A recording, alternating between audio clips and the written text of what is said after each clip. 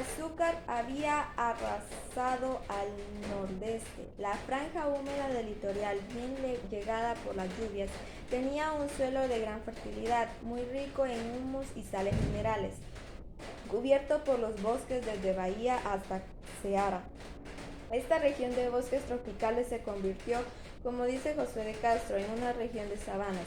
Naturalmente nacida para producir alimentos, pasó a ser una región de hambre, donde todo brotaba con vigor exuberante. El latifundio azucarero, destructivo y avasañador, dejó rocas estériles, suelos lavados, tierras erosionadas. Se habían hecho al principio plantaciones de naranjos y mangos, que fueron abandonadas a su suerte, y redujeron a pequeñas huertas que rodeaban a casa del dueño del ingenio, exclusivamente reservadas a la familia del plantador blanco.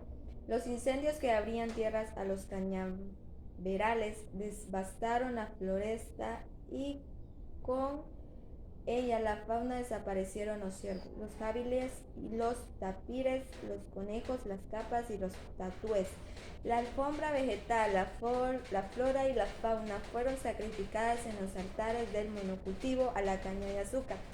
La producción extensiva agotó rápidamente los suelos. A fines del siglo XVI había en Brasil no menos de 120 ingenios que sumaban un capital cercano a los 2 millones de libras. Pero sus dueños, que poseían las mejores tierras, no cultivaban alimentos, los importaban como importaban una vasta gama de artículos de lujo que llegaban desde ultramar, junto con los esclavos y las bolsas de sal.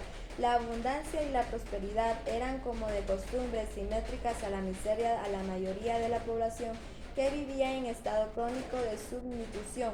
La ganadería fue relajada a los desiertos del interior, lejos de la franja húmeda de la costa. El sertañao, que con un par de reses por kilómetro cuadrado proporciona, y aún así proporciona, la carne dura y sin sabor, siempre escasa. De aquellos tiempos coloniales nace la costumbre todavía vigente de comer tierra. La falta de hierro provoca anemia. El instinto empuja a los niños nortevecinos a compensar con tierra las sales minerales que no encuentran en su comida habitual, que se reduce a la harina de mandioca, los frijoles y con suerte el tasajo. Antiguamente se castigaba entre vacío africano de los niños poniéndoles bozales o colgándolos dentro de cestas de mimbre a la larga distancia del suelo. El nordeste de Brasil, en la actualidad la región más subdesarrollada del hemisferio occidental, gigantesco campo de concentración para 30 millones de personas, padece ahora la herencia del monocultivo del azúcar de sus tierras, broto del negocio.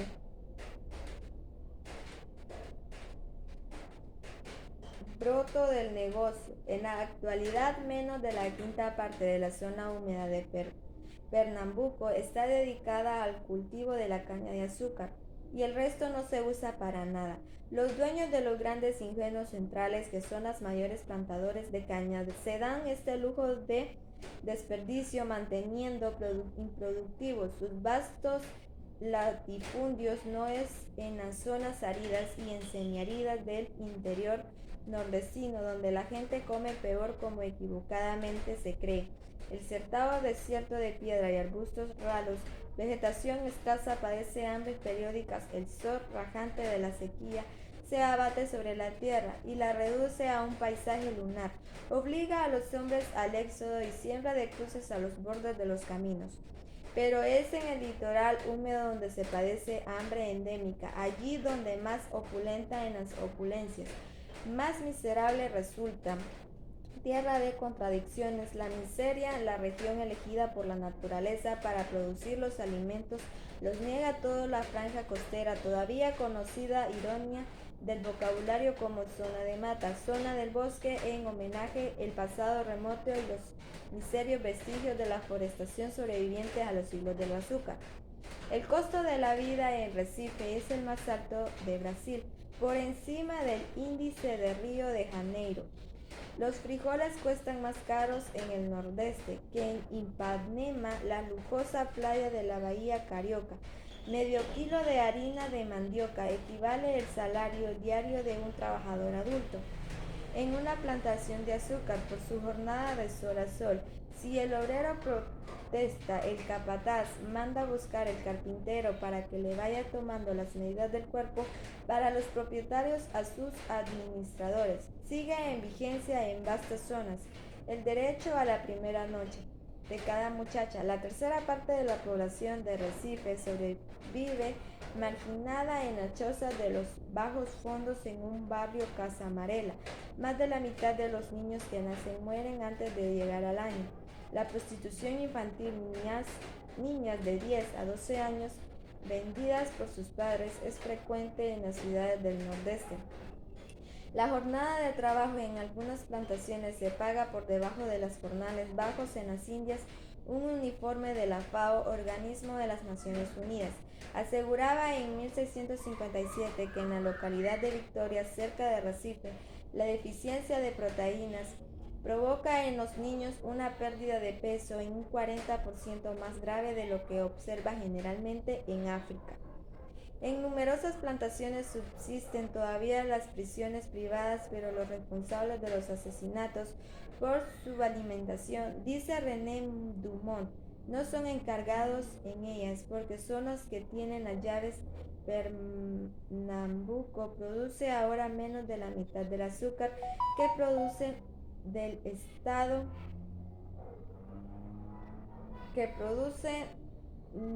estado de San Pablo y con rendimientos menores por hectárea. Sin embargo, Pernambuco vive del azúcar y de ella viven sus habitantes, densamente concentrados en la zona húmeda, mientras que el estado de San Pablo contiene el centro industrial más poderoso de América Latina. El alimento de las minorías se convierte en el hambre de los propietarios. A partir de 1870, la industria azucarera se modernizó considerablemente con la creación de los grandes molinos centrales y entonces la absorción de las tierras por los latifundios, progreso de mundo alarmante, acentuado la miseria alimentaria de esta zona. En la década de 1950, la industrialización en Jaure incrementó el consumo del azúcar en Brasil. La producción nordestina tuvo un gran impulso, pero sin que aumentara los rendimientos por hectárea. Se incorporaron nuevas tierras de inferior calidad a los cañaverales y el azúcar nuevamente devoró las pocas áreas dedicadas a la producción de alimentos. Convertido en asalario, el campesino que antes cultivaba su pequeña parcela no mejoró con la nueva situación, pues no gana suficiente dinero para comprar los alimentos que antes producía. Como de costumbre, la expansión expandió el hambre. Las Antillas eran las Sugar Islands, las islas del azúcar, sucesivamente incorporadas al mercado mundial como productoras del azúcar. Al azúcar quedaron condenadas hasta nuestros días Barbados, las islas de Sotavento, Trinidad Tobago, la Guadalupe, Puerto Rico y Santo Domingo. Prisioneras del monocultivo de la caña, de los latifundios de vastas tierras exhaustas. Las islas padecen la desocupación y la pobreza del azúcar se cultiva en gran escala, y en gran escala irradia sus maldiciones. También Cuba continúa dependiendo en medida determinante de sus ventas de azúcar, pero a partir de la reforma agraria de 1959 se inició un intenso proceso de diversificación de la economía de la isla, lo que ha puesto punto final al desempleo. Ya los cubanos no trabajan, apenas 5 meses al año, durante la zafra, sino todo a lo largo de la interrumpida y, por cierto, difícil construcción de una sociedad nueva. Pensaréis tal vez, señores, decía Calmar en 1848, que la producción de café y azúcar es el destino natural de las Indias occidentales. Hace 2 siglos la naturaleza, que apenas tiene que ver con el comercio, no había plantado allí ni el árbol del café ni la caña de azúcar. La división internacional de trabajo no se fue estructurando por mano y gracia del Espíritu Santo, sino por obra de los hombres, o más precisamente a causa del desarrollo mundial del capitalismo. En realidad, Barbados fue la primera isla del Caribe donde se cultivó el azúcar para la exportación en grandes cantidades. Desde 1641, aunque con anterioridad los españoles habían plantado caña en la Dominicana y en Cuba. Fueron los holandeses, como hemos visto, quienes introdujeron las plantaciones en la minúscula isla británica. En 1666 ya habían en Barbados 800 plantaciones de azúcar y más de 800.000 esclavos.